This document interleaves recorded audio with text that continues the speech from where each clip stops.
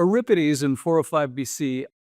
This is a tragedy about the destructive power of wine and revelry, with Dionysus, the god of wine, citing the women of Thebes as too drunken frenzy. Sort of, it's the tension between euphoria and responsibility. And this was something that came up with the Greeks and the philosophers at the time dealing with the youth of Athens. They had a lot of free time on their hands. Really, the question of alcohol misuse arises when there's a food surplus or there's peace and there's a lot of free time. So Greece at that particular time, this was before the Persians had invaded, before the Peloponnesian Wars, there was a lot of time. And this is in contrast to like most of human history where people were scraping by to eat one meal a day if they were lucky and avoid getting slaughtered by marauding gangs of bloodthirsty Vikings. So with the amount of time that they had, and of course, they had lots of grapes, they made a lot of wine. And this was an issue. And even Socrates, one of the charges leveled against him was that he was inciting the youth of Greece to, imbibe and to be reckless and to think too much and to question the gods. So this was an issue that has been discussed even 2,500 years ago. And of course, the medieval Brits took up the mantle, and I think nobody can start about stories if you don't bring up British literature. And I actually have a degree in English literature. Chaucer, 14th century, The Pardoner's Tale is a moral lesson through the story of three drunkards seeking death, only to find it due to their greed and recklessness. Fancy that. And so that is an indication that even in the 14th century, people were talking about the issue of people drinking too much, having too much free time, and not respecting the moral contract, the social contract that people had with society. Christopher Marlowe, we all know this story, makes a deal with the devil, and sort of like the metaphor is that drinking and marauding and unchecked desire leads to damnation. And so an AUD equals eternal hellfire. And in religion, that was actually quite effective for the Middle Ages and part of the Renaissance. Most people being intemperate was a sin, even though they had sacramental wine and the monks would be tippling on brandy consistently. That was still an issue. And that was a very good way to check the unchecked, unbridled growth of alcohol misuse in the Middle Ages. And of course, nothing would be complete without the bard himself, William Shakespeare. Midsummer's Night's Dream sort of explores this revelry versus responsibility theme through the wild events that occur in this forest, this dreamlike realm where magic and freedom from societal norms allowed characters to indulge their desires. In other words, basically a pub. So, and that is one of the issues of that particular play. And the character of Puck is very instrumental in that because he's sort of like an avatar of the ongoing dialogue of like everybody's sort of devil on their left side of their head that's telling them to do something bad versus, well, the responsibility on the right side of their head that's telling them to be good.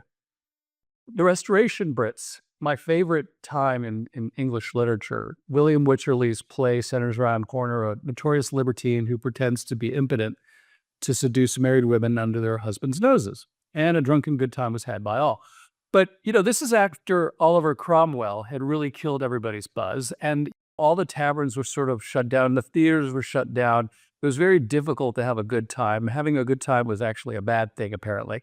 But after Cromwell was gone and they restored the monarchy, I think it was Charles III or something, it was basically all hands on deck. Let's have a great time. And the literature of that time really, not just Wycherley, but several others, really kind of reflected this idea that having a good time, drinking, carousing, womanizing, adultery were actually really fun things to do and part of society. And a lot of the ideas that came out of this particular era in English history are still prevalent today.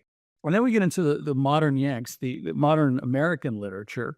And of course, the great book about alcohol use and lavish parties and prohibition era bootlegging, ultimately leading to tragedy, is The Great Gatsby. Now, if you see the movie, and it's just all soaked in alcohol, and Scott Fitzgerald, outside of The Great Gatsby, he was absolutely, he and Zelda were drinking constantly and great deals.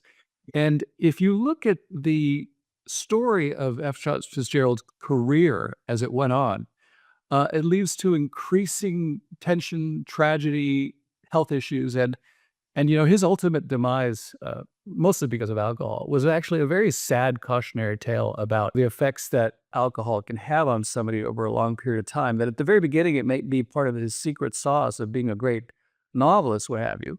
But ultimately, as we all know, you can have enough of a good thing.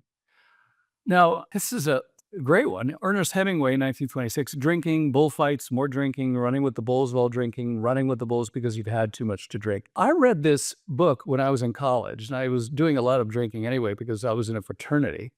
But I actually, in a strange sense, this became sort of like my Bible. My parents were living in Spain. I went to Spain. I went to Pamplona. I drank all day, caroused all night, woke up one morning and went running with the bulls while I was holding a beer with my friends. One of my friends tripped. I pulled him up, saved his life as the bulls stampeded by. We continued to drink. We met girls. We hung out. We partied. And then, and the moments that I had and the recollections, what few there are, of these times in Spain and Pamplona, living sort of like this Hemingway thing, are incredible, and I wouldn't wanna give them up for anything, but that is totally unsustainable, and Pamplona and the whole sort of religious festival around Pamplona is a lot like the Festivus idea in Europe or the, Mardi Gras in Louisiana. It's the idea that for 1 week a year, probably before Lent, basically just take the brakes off, put your foot on the gas, and do anything you want, and be irresponsible, and do all these things. And that's like a very interesting message, and it's sort of like as a way to put an escape, like a release valve on the pressure of modern living. I lived Hemingway's life in a way. I mean, I didn't, go to war, but I actually worked on a movie with Stacy Keach where it was about the Lincoln Brigade, which is these people who were fighting the Spanish fascists during the Spanish Civil War. So this whole idea of alcohol and expressions of personal freedom and just that whole period in history and literary history had a very profound impact on me. In fact, William Faulkner, a contemporary, also an incredible American writer, who also battled with alcohol, said that civilization begins with distillation. That may or may not be true, but I think most people would say that most anthropologists would agree with you in the sense that one of the things that surplus grain gave you was the ability to make alcohol. And in fact, the people who built the pyramids were paid in beer. Alcohol has been a part of society since the very beginning. There's books that have been written about this. Now let's go to the modern Yaksev Kerouac, 1957. Drinking sessions are tied to moments of euphoria, bonding, and the pursuit of experience, making it seem like an essential part of an adventurous lifestyle and the pursuit of freedom. The problem is that over time, most philosophers and writers have realized that even though pursuing your authentic self in the sense of like maybe Friedrich Nietzsche or any of these other philosophers or Dostoevsky, what have you, the freedom divorced from any moral framework is unbearable over time, just the same way that being addicted to alcohol or drugs is unbearable over time. And philosophers like Sartre and Dostoevsky and Tolstoy really spoke about this idea that social isolation and feeling special and trying to find meaning outside of society, a little bit going counter to the whole idea of the Übermensch of Nietzsche, was not actually great. That the way to find meaning in life was to connect with community, with people. And that so goes to a little bit to the this idea that the opposite of addiction is community. And nobody wants to begrudge somebody who's euphoric and wanting to find expressions of personal freedom. And the idea that drinking in excess is a sign of your exalted drive to seek freedom and self-realization is fine, but it's actually ultimately bollocks over time because maybe your mate who's mouthing off at the pub isn't trying to find a voice in a hostile and a different universe. Maybe he's just a wanker and you want him to sort of get some help. So let's go to the Hollywood Golden Age. 1934, The Thin Man, a sophisticated, witty couple who solve mysteries while seemingly spending most of their time drinking cocktails. Very glamorous. I mean, it's unbelievable when you watch this movie how everybody's drinking alcohol 24/7.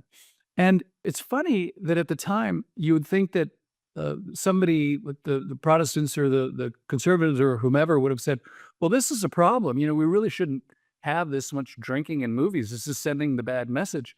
But the only thing that they were really worried about was sex.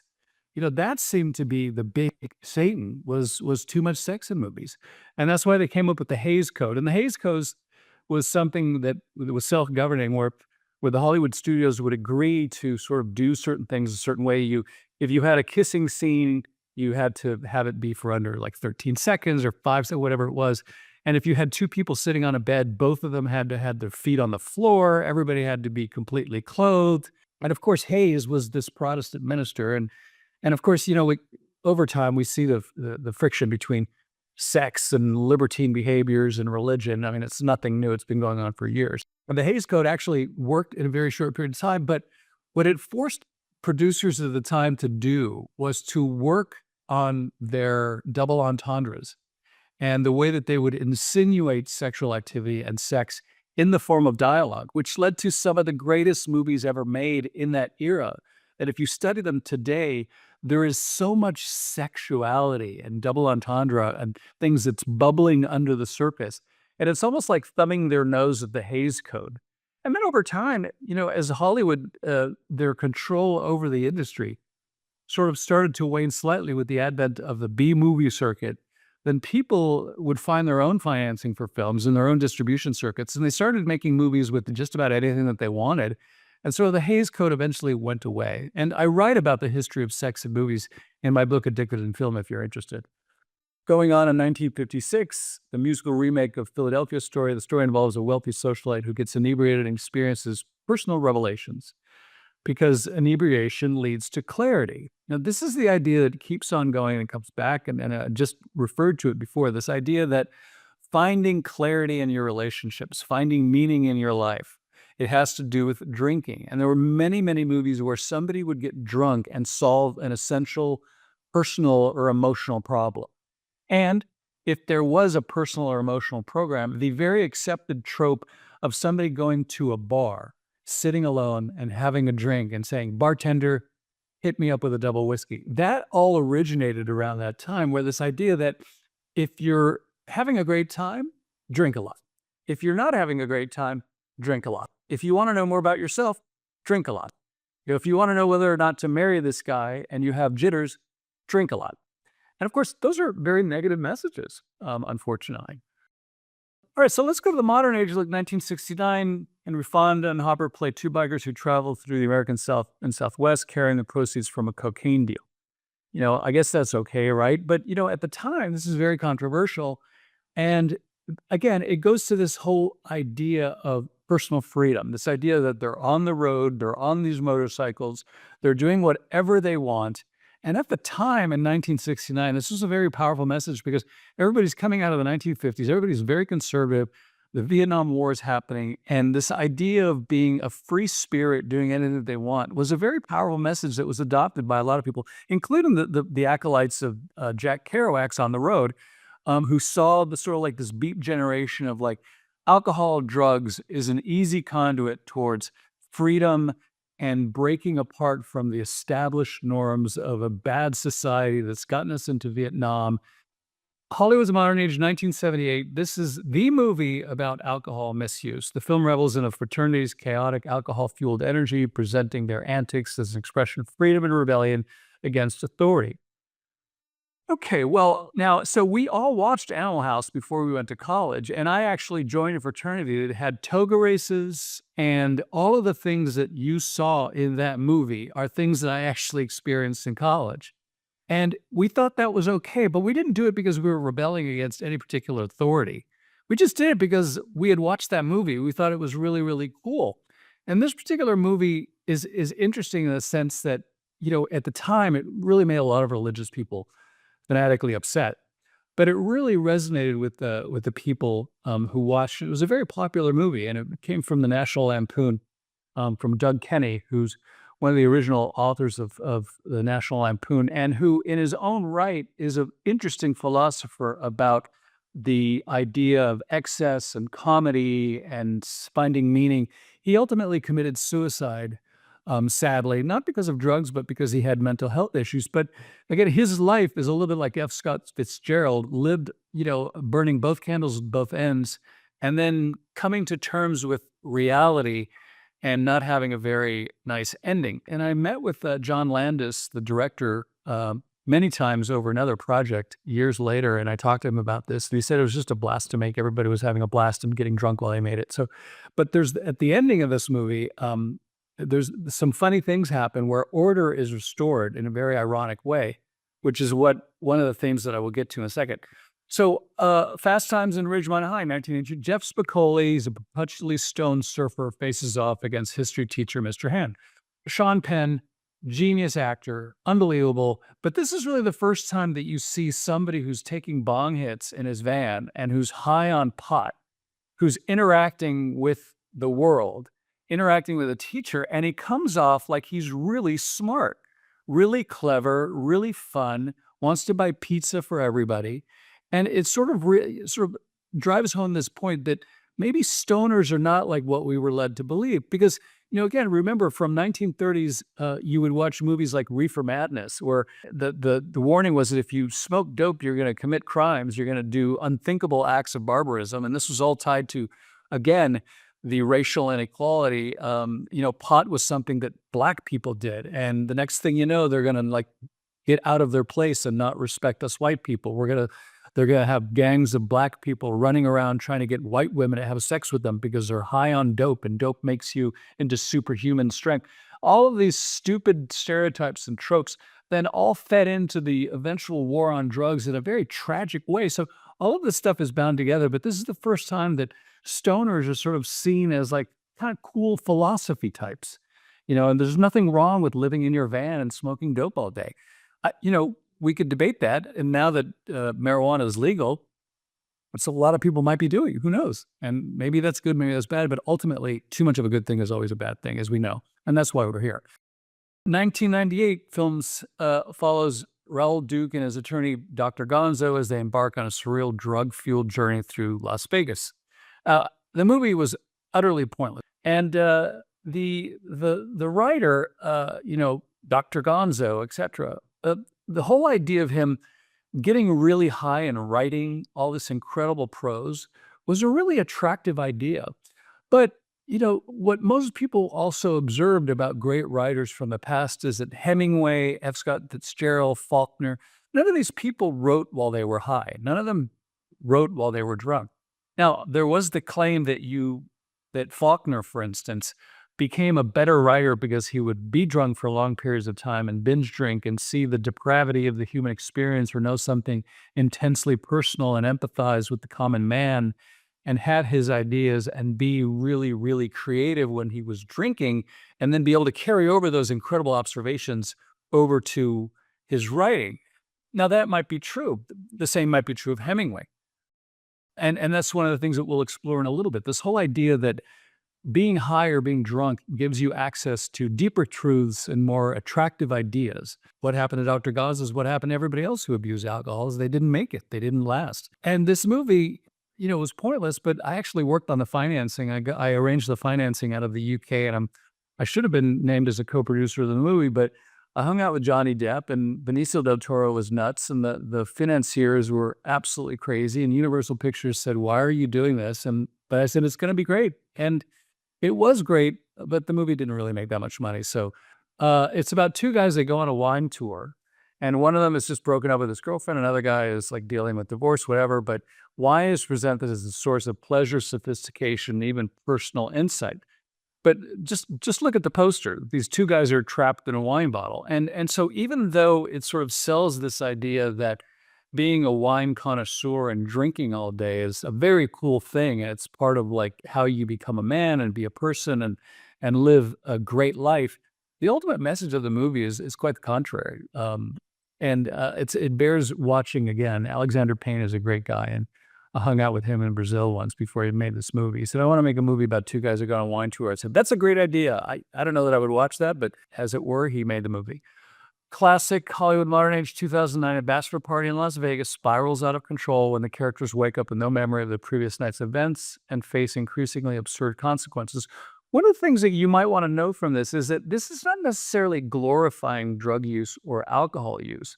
In fact, there's really very little alcohol or drug use in the movie. It's actually the consequences of what happened when they went out. And and had lots of drugs and alcohol.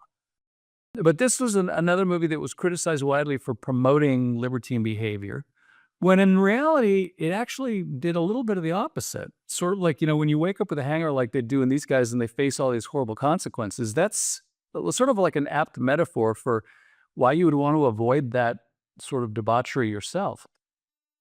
We can't really talk about anything having to do with drugs or alcohol in movies if we don't talk about the Scottish masterpiece Trainspotting. Now, Trainspotting is actually one of the movies included in the Recovery Movie Meetups program. 1996, heroin addicts, heroin chic, The Baby. Everybody knows The Baby if you've seen the movie. And there's a funny story about this is that I was actually the head of acquisitions for Universal Pictures at the time. It was my job to run around and go to screenings before anybody had seen certain movies. And if they were good and I liked them, I would recommend them for acquisition, and then Universal could actually acquire the movie and then release it. I saw this movie with a couple of my blokes at the time. And, right afterwards, we all decided that we wanted to try heroin. But that really wasn't a good idea at the time. But even though we had come up with this whole idea that we knew this guy who knew a guy who was from the Moroccan quarter of Cannes at the time, and he was going to set us up, and we had this time after the market where we had a couple of hours, we were going to try it and be just like the guys in Trainspotting. It was all very exciting. But we didn't do that. And I recommended this movie to my boss at Universal, and she said, "You've got to be out of your freaking mind. There's no way Universal is going to distribute a movie about heroin addicts. And plus, we don't understand what anybody in the movie is saying because they're speaking with this really heavy Scottish brogue." So Harvey Weinstein of infamous fame acquired the movie, made it into a huge worldwide hit, and even put subtitles in certain markets because they couldn't really understand what the people were saying. When you look at this movie now, it's absolutely incredible, but it's really not a movie that glorifies drug or heroin use. Quite the contrary. The whole withdrawal scene and the baby and the dead baby and the baby on the ceiling, if you haven't seen the movie, I hope I'm not ruining for you, but if you haven't seen it, watch out for the baby. There's nothing like that to tell you that doing heroin is not a good idea. And also, at the end of the movie, the ultimate story, the ultimate takeaway is that choose life. That was really the whole crux thematically of the movie. Was it instead of choosing heroin, choose life, because heroin is a way to really hide from life or make life go away temporarily, as we all know. Now, the British masterpiece, The World's End, I absolutely love this movie, own this movie. 2013, the epic pub crawl, aliens take over the town. On the surface, this is just a movie about they go on a pub crawl and there's an alien invasion, there's lots of special effects. But there's something going on in this movie that's way more profound. The premise is that, and this begins the movie, is that we want to be free to do what we want to do, and we want to get loaded, and we want to have a good time. And that's what we're going to do. We're going to have a good time. We're going to have a party. And this is sort of like the mantra of the movie. And they have these 13 or 12 historic ale houses, and the whole idea is to go to each of these ale houses, drink heavily, and that's going to be the golden mile. And this is something that's like a huge achievement, and these guys he gets this group together, and they go back to see if they can do the golden mile and finally complete it because they missed it by one. So this is when they finally get to the very end after going through all these issues and being drunk and getting high and doing all this and fighting aliens. And this is the ending of the movie.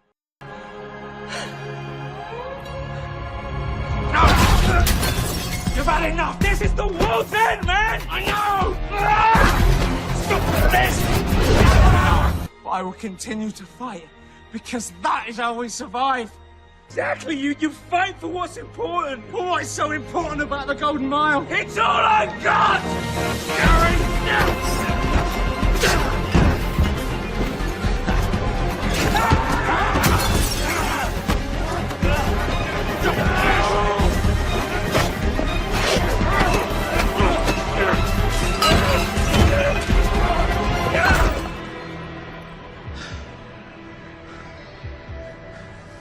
You need help, Gary.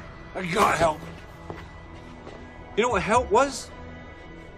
Help was a lot of people sitting in a circle talking about how fucking awful things have got. Gary, mate, how can you tell when you're drunk if you're never sober? I don't want to be sober.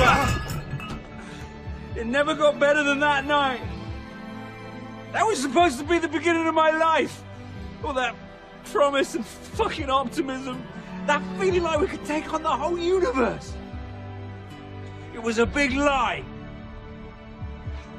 Nothing happened. You don't need to do this, Gary. Yeah, I do. That, in a nutshell, is why we have mutual support meetings for people. Is it, in many respects, they are chasing this this euphoria that they experience, and the same thing for heroin, the same thing for cocaine, meth, whatever.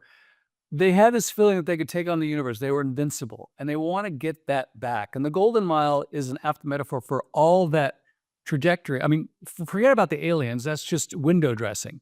But the ultimate thing about, which is also very important, is that if you saw in the movie, he grabs his arms and he realizes that he has bandages on his arms.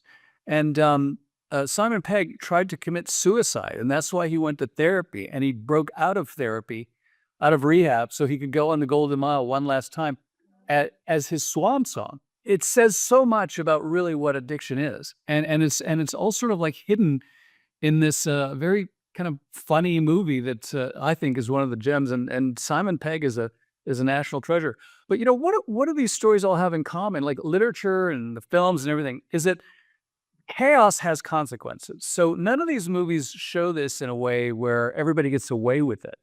There's consequences at the end, and imbalances are restored at the end. And indulgence is celebrated as a short-term aberration, not a long-term lifestyle. In fact, at the end of Animal House, everybody, they do this like "Where are they now?" segment, and the guy Blutarsky, who drank the most, ends up becoming a U.S. senator. So there is light at the end of the tunnel for everybody in this regard, and that's what really is being sold in these movies. Because Hollywood ultimately, even though they get a lot of blame for promoting drug and alcohol use or glorifying it, I've found that the majority of movies do this. They sort of say that not cool. It's a short-term thing, but it can't be a long-term solution. And they try to restore order at the very end. Thank you for joining the Recovery Movie Meetup special presentation of Altered History, 2,500 years of alcohol and drug use in literature and film.